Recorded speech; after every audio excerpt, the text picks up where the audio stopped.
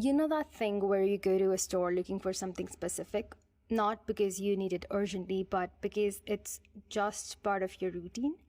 And then it's not there, not just at that one store, at the next one, on Blinkit, on Zepto, on Swiggy Instamart, just gone. That's been the reality for a lot of Diet Coke drinkers in India over the last few months. One of the fastest growing beverage products in the country, a product that had literally doubled its sales year on year, just vanished from shelves. Not because people stopped wanting it, not because something was wrong with the recipe, because there were no cans. And that sentence, there were no cans, is doing a lot more work than it looks like. Because this isn't really a story about a soft drink shortage. It's a story about what happens when three completely different crises collide on the same shelf at the same time around a product that had absolutely no plan B. Welcome to Build to Brand, the show that looks at brands, culture, and business moments through first principles. Not what went viral, why it worked, why it landed, why sometimes it completely fell apart. I'm Tanvi, and before we get into today's episode, a quick note. We are a fortnightly show, and if you are a regular listener, you might have noticed this one took 3 weeks instead of 2. That's entirely on me. Work got a bit intense, and I didn't want to rush an episode out just to hit a deadline. So, short apology, and thank you for your patience. Right, let's get into it.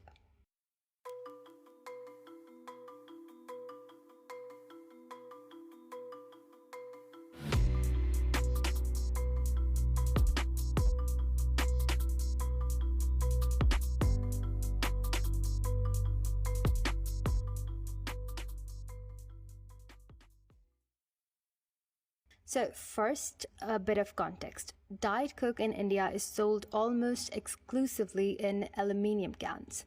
There's no PET bottle version sitting next to it on the shelf. No glass option. When you want Diet Coke in India, you want the can, that slim, silver, unmistakable thing.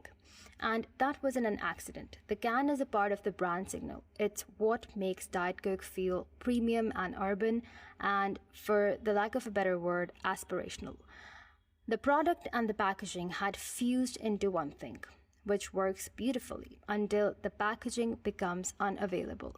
And then you don't just have a supply problem, you have a brand that has effectively ceased to exist on the shelf.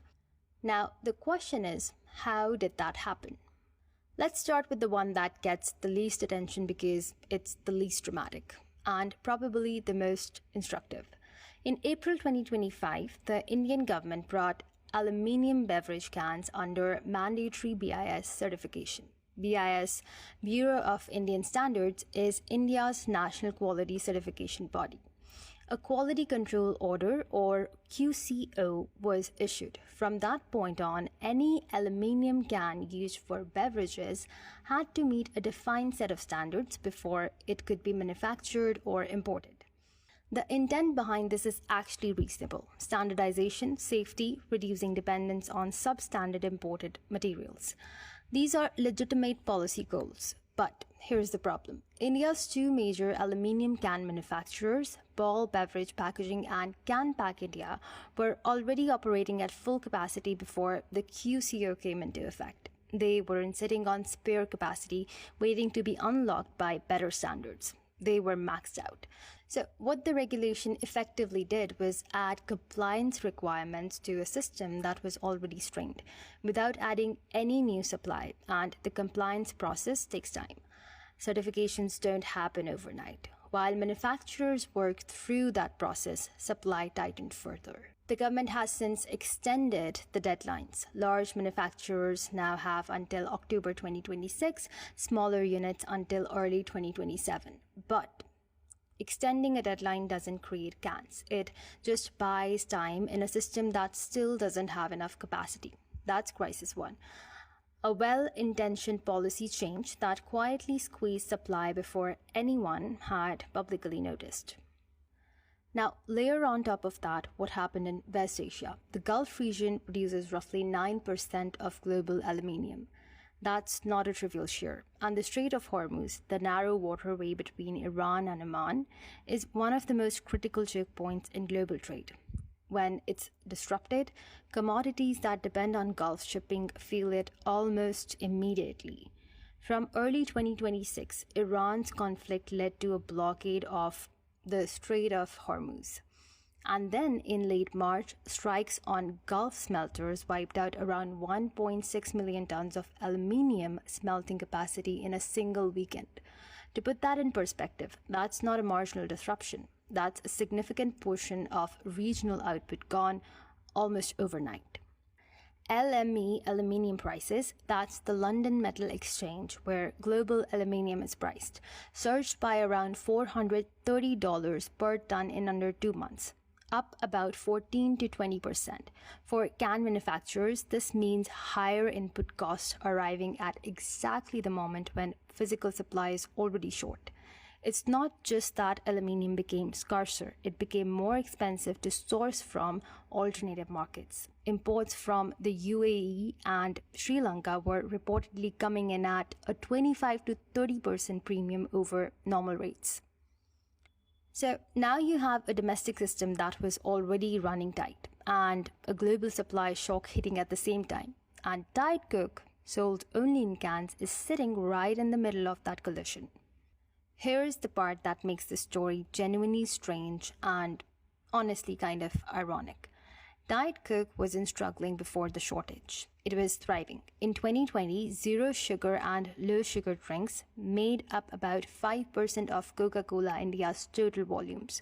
By 2025, that number had reached 30%. Diet Coke alone had doubled its sales volume year on year. India's consumers were shifting away from sugar faster than almost anyone in the market had predicted, driven by health awareness, urban lifestyle changes, and honestly, a lot of fitness content on social media nudging people toward calorie tracking. So the product was at the peak of its demand curve in India. More people wanted it than ever before, and that demand was concentrated almost entirely in one format: the aluminium can, which was now caught between a domestic capacity ceiling and a regulatory compliance process and a global commodity shock. The Brewers Association of India reported a shortfall of 120 to 130 million units of 500 ml cans in 2025 alone. And that was before the Hormuz blockade, before the smelter strikes. The whole canned beverage industry was feeling it: premium beer brands, energy drinks, packed water. Diet Coke just happened to be the most exposed product in the most exposed market because it had no other format to fall back on. Now, something interesting happened culturally alongside all of this. The shortage made Diet Coke more talked about than it's probably ever been in India.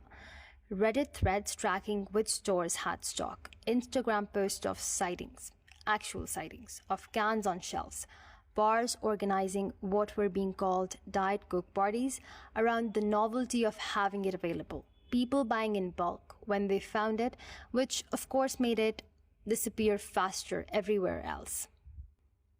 There's a real psychological mechanism here. Scarcity signals value. When something is hard to find, we want it more. That's not marketing, that's just how we are wired. And for a brand, this accidental halo can feel like a gift. Except it isn't, really. Because the scarcity that luxury brands use as strategy is controlled. It's deliberate, it's timed. There's always a next drop, a next season, a moment where the product comes back and rewards the people who waited. And what Diet Coke has is not that. What Diet Coke has is a window, a short one, where absence is still interesting, where the surge is still fun, and after that window closes, absence just becomes absence. And the consumer who couldn't find Diet Coke started trying Coke Zero, which was sitting right next in the PET bottles, fully available, doing just fine. Whether they come back is not guaranteed. So that's the Diet Coke story as it stands today. 3 crises, a regulatory squeeze, a geopolitical shock, and a demand surge that nobody fully anticipated, converging on a single product with a single packaging format and no real contingency. The resolution isn't coming quickly. New can manufacturing lines are 10 to 12 months away at minimum. Full normalization realistically is probably 2027. And in the meantime, the brand that built its India identity around a can is learning what happens when the can disappears. The question this episode keeps coming back to is not really about Diet Coke. It's about the decisions that made this possible. The moment a packaging format stopped being a choice and became a dependency, and whether anyone in that room was asking at any point, what's our plan B? Most brands don't have one, not because they're careless, but because optimizing for one thing, one format, one supplier, one channel is how you get really good at that one thing. The risk is quiet, and then it isn't. That's Built to Brand for this episode. If this one made you think of a brand, a product, or a decision that deserves this kind of look, I genuinely love to hear it. You know where to find me. We'll be back in 2 weeks. See you then.